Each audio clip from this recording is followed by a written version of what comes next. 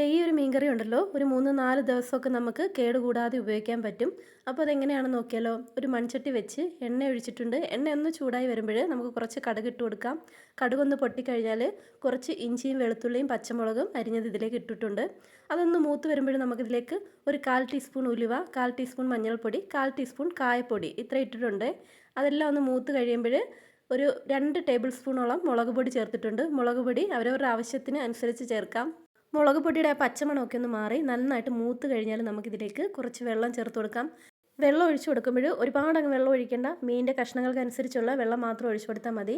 ഇനി വെള്ളം ഒഴിച്ച് അതിലേക്ക് കറിവേപ്പില ഇട്ട് കുറച്ച് കുടംപുളി വെള്ളത്തിലിട്ട് കുതിർത്തതും കൂടി ചേർത്ത് കൊടുക്കുന്നുണ്ട്. അതെല്ലാം കൂടി നന്നായൊന്ന് തിളച്ച് കഴിഞ്ഞാൽ നമുക്കിതിലേക്ക് മീനിൻ്റെ കഷ്ണങ്ങളും കൂടി ചേർത്ത് കൊടുക്കാം. മീനിൻ്റെ കഷ്ണങ്ങളും ചേർത്ത് ഇതുപോലൊന്ന് ഇനി അധികം ഒന്ന് തവിയിട്ട് ഇളക്കി കൊടുക്കണ്ട. ചെറുതായി ഒന്ന് ചുറ്റിച്ച് കൊടുത്തിട്ട് നമുക്കൊന്ന് അടച്ച് വെച്ച് നന്നായിട്ടങ്ങ് വറ്റിച്ചെടുക്കാം. നല്ല എരിവും പുളിയൊക്കെ മുന്നിൽ നിൽക്കുന്ന ഒരു അടിപൊളി മീൻ കറിയാണ്.